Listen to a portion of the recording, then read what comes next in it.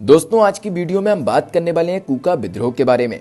इसकी शुरुआत पंजाब में 1860-1870 ईस्वी में एक धार्मिक आंदोलन के रूप में हुई थी, लेकिन धीरे धीरे ये विद्रोह राजनीतिक विद्रोह के रूप में परिवर्तित हो गया। ये विद्रोह भी अंग्रेजों के विरोधी था, जिसका मकसद अंग्रेजों को भारत से निकालना था। दोस्तों, 1857 ईस्वी के स्वतंत्रता संग्राम में हम पराजित हुए, लेकिन देश के लोगों ने उसे पराजय को स्वीकार नहीं किया। स्थान स्थान पर अनेक संगठन बने, भक्ति आंदोलन आरंभ हुए।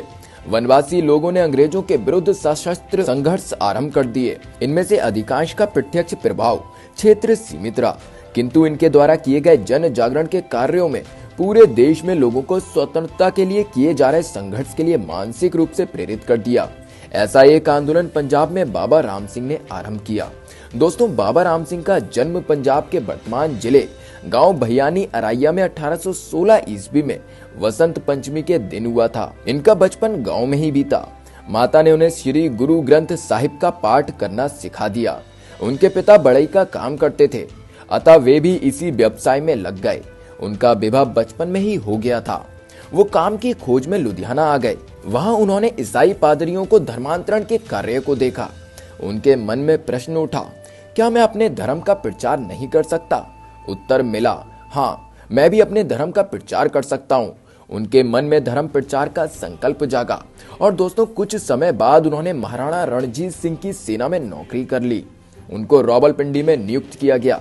रावलपिंडी के नजदीक ही गांव हजरों में बाबा बालक सिंह जी का डेरा था। बाबा जी अपने अनुयायियों को सादा जीवन बिताने, प्रभु नाम स्मरण तथा अथक परिश्रम पूर्वक धन अर्जित करने का उपदेश देते थे। राम सिंह भी उसी डेरे पर जाने लगे। उनके साथ उनके साथी सैनिक भी बड़ी संख्या में डेरे पर जाने लगे।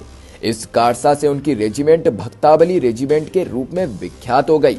राम सिंह की गणना बाबा जी के प्रमुख शिष्यों में होने लगी। दोस्तों, 1845 ईस्वी में युवक भक्त राम सिंह ने सेना की नौकरी छोड़ दी तथा अपने गांव भैयानी अराइया लौट आए। बाबा बालक सिंह आध्यात्मिक उन्नति, व्यक्तिगत जीवन में शुचिता तथा समाज में नैतिक जीवन मूल्य की स्थापना के पक्षधर थे। वो प्रभु नाम सिमरन पर बल देते थे, दहेज प्रथा के विरोधी थे, कन्या वध एवं बाल विवाह का भी विरोध करते थे। वो स्त्री पुरुष को समान मानते थे। बाबा बालक सिंह अपने शिष्यों को नाम अथवा गुरु मंत्र देते थे। दोस्तों, उनके शिष्य नामधारी कहलाते थे। वो लोग सत्संग में ऊंचे स्वर में गाते थे। उच्च स्वर में गाना कूकना कहलाते हैं, इसलिए उन्हें कूका भी कहा जाता है। अपने गांव आकर भक्त राम सिंह ने अपने गुरु की शिक्षाओं का प्रचार प्रसार करना आरंभ कर दिया। वो बाबा राम सिंह कहलाने लगे। और दोस्तों, 1862 ईस्वी में बाबा बालक सिंह का देहांत हो गया। उनके शिष्यों ने बाबा राम सिंह को बाबा बालक सिंह का उत्तराधिकारी चुन लिया। वो गुरु गद्दी पर विराजमान हो गए। उन्होंने शिष्यों को नाम देना आरंभ कर दिया। वो सतगुरु राम सिंह कहलाने लगे। वो स्वयं को दशम गुरु गोविंद सिंह का अनुयायी मानते थे। 12 अप्रैल 1857 ईस्वी में उन्होंने संत खालसा की स्थापना की और अपने शिष्यों को 5 ककारों को धारण करने का आदेश दिया। उस समय कृपाण धारण करना वर्जित था, अतः उन्होंने मजबूत मोटी लाठी रखने का निर्देश दिया। यहाँ तक कि स्त्रियों को भी संत खालसा में प्रवेश दिया गया। दोस्तों, सतगुरु राम सिंह ने अपने शिष्यों को गतका, घुड़सवारी तथा शस्त्र चलाना सीखने का आह्वान किया। लोगों में भक्ति के साथ साथ शक्ति जगाने का भी प्रयास किया। उनका दृढ़ विश्वास था कि संत खालसा की स्थापना ईश्वरीय प्रेरणा से हुई है। प्रेम सुमार्ग नामक ग्रंथ में इस प्रकार के पंथ की स्थापना की भविष्यवाणी की गई थी। दोस्तों, संत खालसा की स्थापना के पश्चात उन्होंने गुरु मत के प्रचार के लिए यात्राएं की, रागी जत्थे बनाए। उन दिनों में गुरुद्वारा के लिए धर्मशाला शब्द प्रयोग किया जाता था। नई धर्मशाला स्थापित की गई। यहाँ प्रातः व सायं गुरुवाणी का पाठ किया जाता था। आदि ग्रंथों की प्रतियां छपवाई गईं।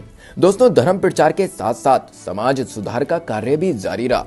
विवाह की सरल विधि आनंद कारज आरंभ की। दहेज रहित विवाह होने लगे। कन्या वध का विरोध हुआ। सचमुच ये बेटी बचाओ अभियान ही था। उन्होंने सरकारी अदालतों का बहिष्कार किया और शुभ्र श्वेत अपने देश में बने वस्त्र अपनाए। स्वदेशी आंदोलन का सूत्रपात किया। दोस्तों, बाबा राम सिंह ने कश्मीर व नेपाल की सेनाओं में कुकाओं की रेजिमेंट बनवाई। अनेक सैनिक व सरकारी कर्मचारी अंग्रेजों की नौकरी छोड़कर सतगुरु की सेवा में आ गए। उनका दल मस्ताना दल बनाया गया। सतगुरु महाराज ने अकाल के समय अखंड लंगर चलाए। इससे प्रभावित होकर अंग्रेज कलेक्टर ने उनको 2500 मरब्बे कृषि उपहार में देने चाहे, किंतु सद्गुरु महाराज ने यह कहते हुए इस प्रस्ताव को ठुकरा दिया, अंग्रेजों से 2500 मरब्बे भूमि उपहार में लेकर क्या हम मान लें कि देश की भूमि के स्वामी हैं? उनकी उत्कट देशभक्ति का ये सर्वोत्कृष्ट उदाहरण है। दोस्तों, कूका अर्थात नामधारी गाय को माता मानते थे, अतः गाय के वध को वे स्वीकार नहीं करते थे। उन्होंने कई स्थानों पर बूचड़ खानों पर हमले किए व गायों को मुक्त करवाया। सतगुरु महाराज सत्य के पालक थे। कुछ नामधारियों ने अमृतसर के बूचड़ खाने पर आक्रमण कर 4 कसाईयों का वध कर दिया और भाग निकले और पुलिस ने निर्दोष लोगों को पकड़ लिया। सतगुरु महाराज ने आदेश दिया कि हत्यारे आत्मसमर्पण करें, निर्दोष लोगों को दंडित नहीं होना पड़े। उन लोगों ने आत्मसमर्पण किया। दोस्तों, नैतिकता ने इतने ऊंचे स्तर के नामधारी के बढ़ते प्रभाव को देखकर गोरों की सरकार चिंतित हो उठी। इस संगठन की गतिविधि पर नजर रखने के लिए उनका गुप्तचर विभाग सक्रिय हो गया। प्रतिदिन वे अपनी रिपोर्ट सरकार के पास भेजते रहते थे और फरवरी 1859 में थराजवाला गांव के पास कुकाओं का पुलिस के साथ टकराव हो गया। पुलिस वाले घायल हो गए। इससे अंग्रेजों को बहाना मिल गया। उन्होंने क्रूरता पूर्वक कुकाओं का दमन किया। दोस्तों, जनवरी 1872 में कुकाओं ने मलेरकोटला पर आक्रमण कर दिया। मलेरकोटला एक मुस्लिम रियासत थी। वहाँ गौवध खुले आम होता था। कूकों को ये सहन नहीं था, किंतु इस लड़ाई में कूके हार गए। 65 लोगों ने आत्मसमर्पण किया। इनमें से 2 महिलाएं और एक बच्चा था। बच्चे का वध कर दिया गया। दोनों महिलाओं को छोड़ दिया गया। 65 लोगों को 17 जनवरी 1872 ईस्वी को मलेरकोटला में तोप से उड़ा दिया गया। दोस्तों, 18 जनवरी 1872 को अंग्रेजों ने धावा बोलकर सतगुरु महाराज को कैद कर लिया। उन्हें बर्मा में जेल में डाल दिया गया, किंतु जेल से भी वो नियमित रूप से पत्र लिखते रहते थे। पत्र कौन लाता है, सरकार को पता ही नहीं चल पाया और 29 मई 1805 को मेरगुई नामक स्थान पर म्यांमार जेल में उनका निधन हो गया। भारतीय स्वतंत्रता आंदोलन के इतिहास में कूका आंदोलन को इसके प्रथम पृष्ठ के रूप में देखा जा सकता है। दोस्तों, यह आंदोलन स्वतंत्रता के लिए संघर्ष करने वाले देशभक्तों की प्रेरणा थी। गांधी ने भी स्वदेशी और बहिष्कार आदि की प्रेरणा नामधारी अथवा कूका आंदोलन से ही प्राप्त की थी। तो दोस्तों, आज की वीडियो में बस इतना ही। आशा करता हूँ आज की वीडियो आपके लिए ज्ञानवर्धक रही होगी। चलिए मिलते हैं एक और नई वीडियो के साथ। जय हिंद।